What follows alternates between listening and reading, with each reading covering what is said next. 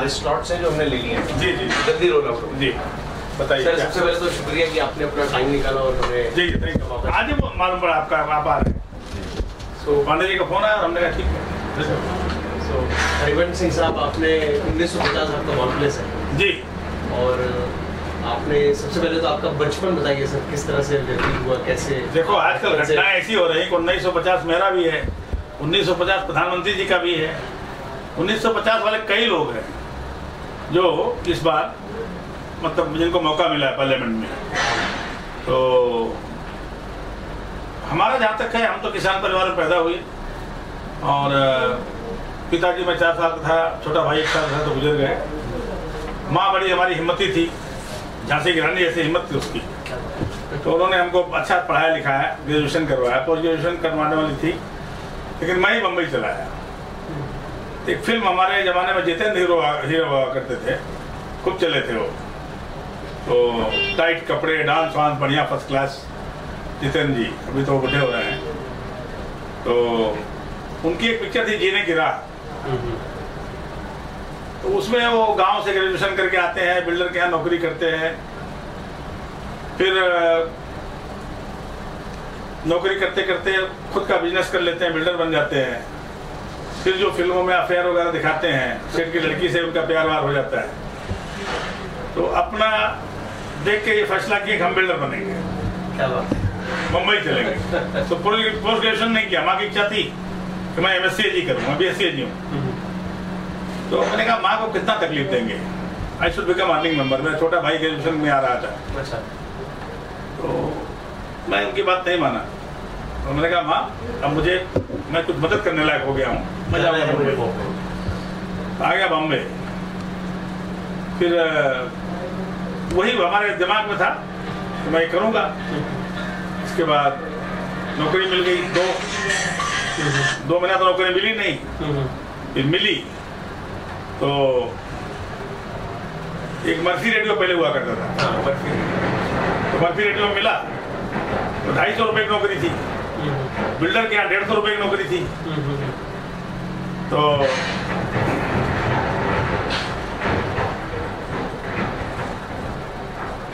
हमने बिल्डर वाली किया, 150 वाली किया, 250 वाली नहीं किया। कई लोगों ने कहा कि यार 100 रुपया बहुत होता है। उस जमाने बिल्डर बनने के लिए आए थे तो मुझे बिल्डर बनना है। मैं लड़की जहाँ बर्फी में करके बिल्डर बन नहीं पाऊंगा। तो ये सब हो गया। इसके बाद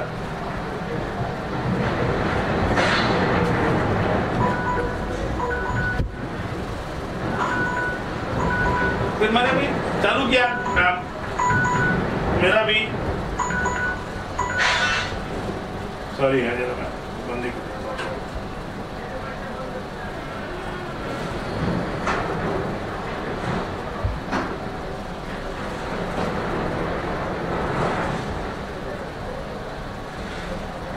ये ऑन है सिर्फ।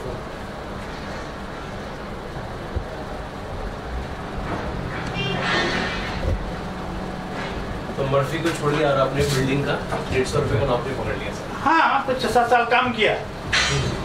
फिर मैंने 77 में रिजाइन कर दिया। 78 अपना काम चालू कर दिया।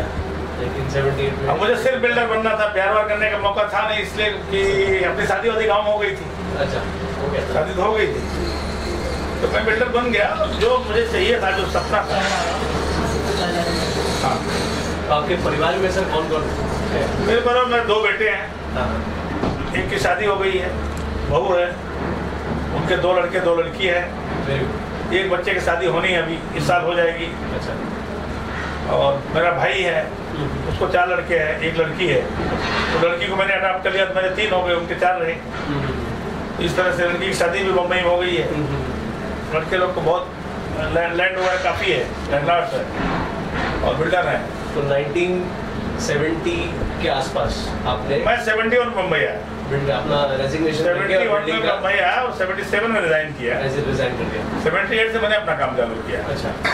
इस तरह से मैं धीरे धीरे संघर्ष बहुत करना पड़ा। सर एक बिल्डिंग लाइन जहाँ एक डेवलपर है और एक BSc स्टूडेंट, काफ़ी दूर का रिश्ता है सर। तो अचानक क्या सूझी कि मुझे यार साइंस में जाना है और बिल्डिंग का मुझे। देखो यार साइंस वाइंस की बात नहीं थी। बात ये थी कि मैंने देखा था कि जितेंद्र का रोल जो था, गांव से खाली सिंपल ग्रेजुएशन करके आए थे और वो इतना बड़ा बन सकते थे, हम भी बन सकते हैं। मतलब इंस्पिरेशन आपको जितेंद्र जी से? यस यस, जितेंद्र जी से हमको इंस्पिरेशन मिला। और मुझे बम्बई, इसके पहले 69 में मैं आया था बम्बई टूर में, कॉलेज टूर में, तो मुझे बम्बई से बहुत प्यार हो गया था। अच्छा, मैं सोचा था कि मैं रहूंगा बम्बई में ही रहूंगा। हाँ, क्योंकि आपकी उस समय उषा किरण बिल्डिंग एक तो पहाड़ में बनी थी, पता लगा कि हीरोइनें वहाँ रहती है, ऐसे देखो तो टोपी गिर जाए। तो हम तो 3-4 बार की बिल्डिंग देखे थे सिटी में, और ये सारी बातें अट्रैक्शन इतना रहा। क्योंकि मैंने देखा आपने मलबार हिल हम घूमने गए, हमको बड़ा अच्छा लगा। वहाँ से शाम को एक बुढ़िया का जूता वहाँ हुआ करता था बहुत बड़ा, उसके अंदर से मैं ऊपर गया, हैंगिंग गार्डन, वहाँ से एक बैक लाइट जली तो पूरा चौपाटी मैंने देखा, नेकलेस, तो मुझे, हाँ नेकलेस देखा तो मुझे लगा कि साला हमको तो यहाँ जाना नहीं चाहिए, मुझे यहीं रहना चाहिए। तो इधर ही बस। तो मैंने अपने प्रोफेसर को बोला मैं तो यहीं रह जाता हूँ, तो उन्होंने कहा कि नहीं नहीं, तुम अपना ग्रेजुएशन कंप्लीट कर लो, आना है फिर आना, 6 महीने के लिए तुम। जौनपुर से आप इधर आ गए? हाँ, फिर जौनपुर से हम लोग इधर आ गए अपना, मुझे जो चाहिए था सब मिल गया। एक 91 में मुझे शौक हुई राजनीति की, तो 91 में मुझे कांग्रेस ने टिकट दिया। तो 91 से आपकी पॉलिटिकल करियर की शुरुआत हो गई। लेकिन शुरुआत तो 87 से हो गई थी। 87 में नई मुंबई का अध्यक्ष हो गया कांग्रेस का। क्योंकि आप उत्तर भारतीय संघ, उत्तर भारतीय जन कल्याण परिषद और अखिल भारतीय क्षत्रिय महासभा राष्ट्रीय अध्यक्ष, नेशनल प्रेसिडेंट, उसमें बहुत अच्छे काम हो रहे हैं। दहेज प्रथा को खत्म करना, विधवा विवाह करवाना। करियर में बिल्डिंग लाइन या डेवलपर छोड़ के आपने एक वुमेन्स के लिए बहुत बड़ा काम किया है कि गरीब लड़कियां हैं जो उनकी शादी कराई जाए। हाँ, इसमें भी आपका बहुत बड़ा योगदान रहा है सर। उसके बाद ऐसा है कि आप जो पैसा कमाते हो उसका कुछ % तो समाज का भी बनता है ना। आप कितना खाते हो, कितना खा लेंगे हम, कितना खाना खा के कितना पैसा अपने ऊपर खर्च कर लेंगे। जो समाज का हिस्सा है अगर आप देते रहेंगे तो आपके घर बीमारी नहीं आएगी, आपके बच्चे नालायक नहीं होंगे, ठीक है, उनकी दुआएं मिलती रहेंगी जिनके ऊपर आप खर्च करोगे। हमारे साथ चैरिटेबल हॉस्पिटल भी है, कभी आप शूटिंग करिए उसकी, देखिए। आप इसके भी ट्रस्टी रहे सर, सोनपति देवी मेमोरियल। वही उसी ट्रस्ट में हमने हॉस्पिटल बनाया, पहले 2 माले का था। अच्छा। तो 450-500 लोगों का ट्रीटमेंट होता था, 150-200 का फ्री होता था। तो ये किधर आया सर आपका? अरोली नई मुंबई में है। अभी तो मैंने 9 माले की बिल्डिंग बना दिया उसको, हमारी वाइफ एक्सपायर कर गई 3 साल पहले, उनके पैसे बढ़े थे तो हमने बना दिया। अभी तो वहाँ 4 मेजर रोटी है। अभी हार्ट का ऑपरेशन पहले नहीं होता था, हार्ट का होगा, किडनी का होगा, लीवर का होगा, हड्डियों का होगा, अभी तो पूरा बड़ा अस्पताल हो गया वो। सर मतलब अच्छा दायरा बनाया सर, मेडिकल वुमन। अरे वहाँ 26 बेड हमारे पास डायलिसिस का है। मुंबई में सिर्फ लीलावती में, मुंबई में था ही नहीं कहीं। हमने आईसीयू में 37 बेड बनाया। अच्छा। पूरा फ्लोर आईसीयू दे दिया, तो बहुत अच्छा अस्पताल हो गया वो। और उस एरिया में वैसे अस्पताल पे नहीं है। सर आपका जो दायरा रहा है, जर्नी जो रही है आपके बचपन से पहले, काफ़ी चीज़ों में रही है। जैसे आपने वुमेन्स के लिए किया, मेडिकल भी किया, बिल्डिंग लाइन में भी गए, सोशल और कल्चरल एक्टिविटीज़ में आप बहुत रहे हैं।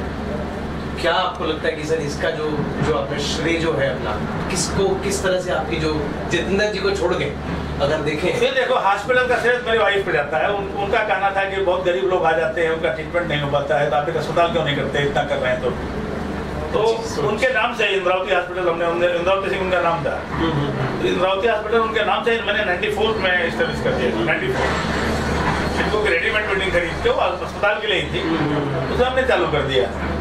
फिर वही बिल्डिंग अभी एफएसआई वगैरह बढ़ गया। साथ में आपका बीएससी भी है, तो मेडिकल का ये हो गया। हाँ, उसमें बहुत फर्क नहीं पड़ता है, लेकिन फिर भी ठीक है। ठीक है। तो सर अभी 2016 राजनीतिक जो है मंच, उसमें क्या लगता है? जैसे मोदी जी के नेतृत्व में देश बहुत आगे जाएगा, इतना मैं बोल रहा हूँ। मोदी साहब ने भी निकाला है कि sir dream city, dream village, तो उसमें आपकी क्या सोच है? मोदी जी बहुत अच्छा कर रहे हैं। मोदी जी कहना कि एक सैंपल बना के दिखाओ तो गांव कैसा होना चाहिए।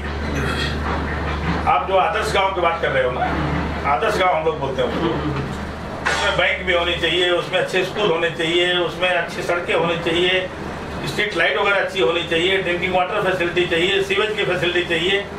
ये सब करके एक गांव बताओ लोगों को कैसा बनना चाहिए, तो लोग भी इंस्पायर होंगे। तो क्या आपका गांव कौन सा होना चाहिए सर? आपने क्या? हमने शाहबरी गांव चुना है, उसका 12.5 करोड़ का एस्टिमेट हुआ है। कौन सा सर? शाहबरी। शाहबरी, हाँ। किधर है सर? ये प्रतापगढ़ में है। प्रतापगढ़ में? हाँ, मेरी कंस्टिट्यूंसी प्रतापगढ़ है। प्रतापगढ़। शाहबरी हमने चुना है, वहाँ पर ये हो रहा है सब। अच्छा, हाँ। तो सर अपना दल बीजेपी के साथ आई है, जो पार्टी जो बनी है, इसमें क्या 2016 के बाद 2019 तक क्या रोड मैप है सर आपका? नहीं, अभी 2019 तक ऐसा है, 2016 के बाद 2017 में तो चुनाव है असेंबली का। हम लोग साथ में लड़ना चाहेंगे, हम लोग साथ में वोट हम डिवाइड नहीं करेंगे। उसमें होता क्या है कि 225 विधानसभा ऐसी है कि जहाँ हमारे कैंडिडेट कहीं 10,000 पाएंगे, कहीं 20,000 पाएंगे, कहीं 15,000 पाएंगे, कहीं 30,000 पाएंगे, कहीं 40,000 पाएंगे, कहीं जीतेंगे। ठीक है, लेकिन जीतेंगे हम 10-5 सीट, लेकिन बीजेपी को नुकसान करेंगे 150 सीट पे।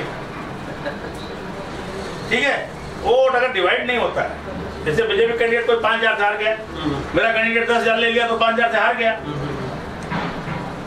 तो मेरा कैंडिडेट जीतेगा नहीं, लेकिन हराने के लिए वो काफी है। जैसे पार्लियामेंट में 40-45 सीट लोग जोड़ रहे थे कि 40-45 सीट, मीडिया वाले भी बोल रहे थे 45 से ज्यादा नहीं आएगी, नहीं।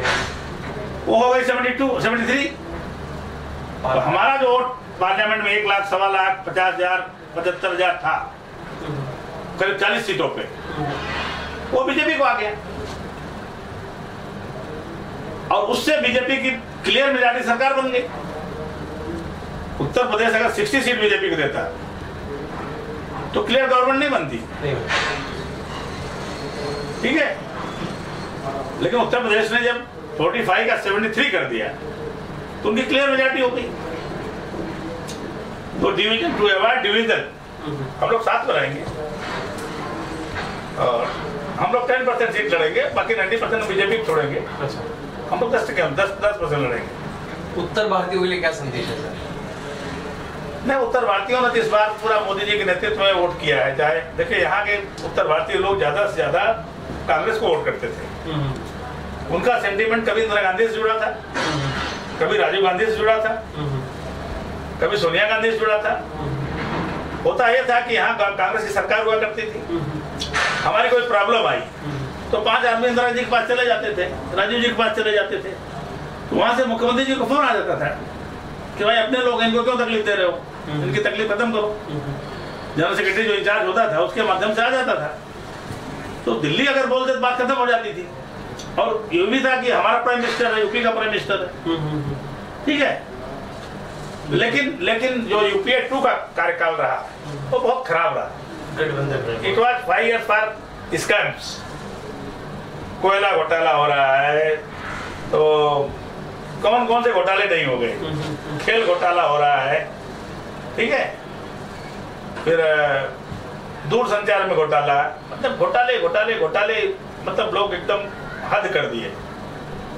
लोगों के देश को डाइट चाहिए था, मोदी जी वो चीज दिखाई पड़ी और लोग, मैं ये भी बोलूंगा कि बीजेपी कोट नहीं दिया, मोदी जी कोट दिया। आपका सोशल और कल्चर एक्टिविटीज में बहुत योगदान रहा है सर, तो हमें ऐसा लगता है कि सर आपको सोशल और कल्चर का पोर्टफोलियो मिलना चाहिए था सर। इसके बारे में कुछ कोई संदेश है? देखिए ऐसा है कि मैं आपको एक बात बताता हूँ कि मैं मोदी जी के नेतृत्व में चपरासी वन काम करने को तैयार हूँ। भाई बात खत्म हो गई। देखो, आपको अगर काम करना है तो आप कर सकते हो, ठीक है। अब जब मैं आया तो लोग बोले अरे अभी तो बहुत लेट हो गया, अभी तो नौकरी भी नहीं मिलेगी, ये हो गया वो हो गया, जिसको मिल गया, मिलना था मिल गई। मैं बोलता हूँ आज लोग बोलते हैं आज स्कोप नहीं है। बम्बई में स्कोप ही स्कोप है, काम करने वाला चाहिए। तो आप आए सर 1977 में, आपने ये स्टार्ट किया, तो काम करने वाला चाहिए। आज भी यहाँ बहुत स्कोप है, बिल्कुल। आप काम करके दिखाओ, अपनी ताकत दिखाओ, लोग हाथों में उठा लेंगे आपको, ठीक है। भारत की जनता के लिए क्या संदेश है सर?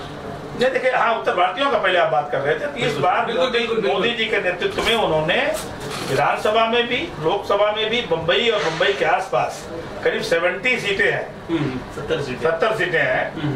मुंबई में 36, थाना में 24, 60 यही हो गई। रायगढ़ और पुणे की 2 सीट पकड़ लो तो 70 हो गई। ठीक है। 70 सीट में कांग्रेस 40-45 सीट लेती थी, तो उनको खाली 100 सीट कम पड़ती थी पूरे महाराष्ट्र से। वही हाल अब इनके पास हो गया, ये सीटें शिवसेना बीजेपी को आ गई है। अभी खेल उल्टा हो गया। ठीक है, तो अब संयोग से मोदी जी हम प्रधानमंत्री भी यूपी से हो गए, बनारस से चुन के आए वाराणसी। ठीक है, तो भी हमारा सेंटिमेंट जुड़ा हुआ है। तो इनको अगर संभाल के रखा गया तो ये बहुत अच्छा काम करेंगे और देश के विकास में भी इनका बड़ा योगदान। देखिए, जब हम आए थे ना तो हमारे ऊपर इतना विश्वास नहीं था, हमको परदेसी कहा जाता है। तब फिल्म वाले गाना बनाए थे कि परदेशियों से नथिया मिलाना, परदेशियों को एक दिन जाना। ठीक है, लेकिन हमने 30-35 साल इतना संघर्ष किया, इतनी मेहनत किया यहाँ की धरती के विकास के लिए, खून पसीना त्याग बलिदान दिया कि गाना फिर उनको मजबूर होकर बनाना पड़ा कि परदेसी परदेसी जाना नहीं, हमें छोड़ के। काफी मनोरंजन में जितेंद्र जी और मनोरंजन में काफी आप। ठीक है, तो ये फर्क है कि हमने कुछ किया है। जैसे हम पहले क्या 300-400 रुपये तनख्वाह होती थी, साल में मान लो 5,000 रुपया बच गया तो 2,000 उधार लेके 7,000 में जाके जमीन खरीद लिया, कुछ कर लिया गाँव में। अब हमारा कोई सोशल स्टेटस यहाँ नहीं था। अब मेरा ही करीब 6-7 कॉलेज है यहाँ नई मुंबई में, हॉस्पिटल है, जिस हमारे कॉलेज में 60% मराठी लड़के पढ़ते हैं। अच्छा, और हमारे हॉस्पिटल में करीब 55% मराठियों की दवा होती है। किधर है सर आपका कॉलेज? कॉलेज हमारा वाशी में है। वाशी में, ठीक है, बढ़िया है सर। फादर अनिल के पास। तो कॉलेज है, हाई स्कूल है, जूनियर कॉलेज है, बीएड का है, डीएड है, BSc IT, BSc computer science, BMS. Very good sir. ठीक है, इंग्लिश मीडियम स्कूल सारा हमने किया। हम तो शिक्षा और स्वास्थ्य, एजुकेशन में योगदान और सामाजिक, बिल्कुल तीन क्षेत्र मैंने काम किया समाज के क्षेत्र में।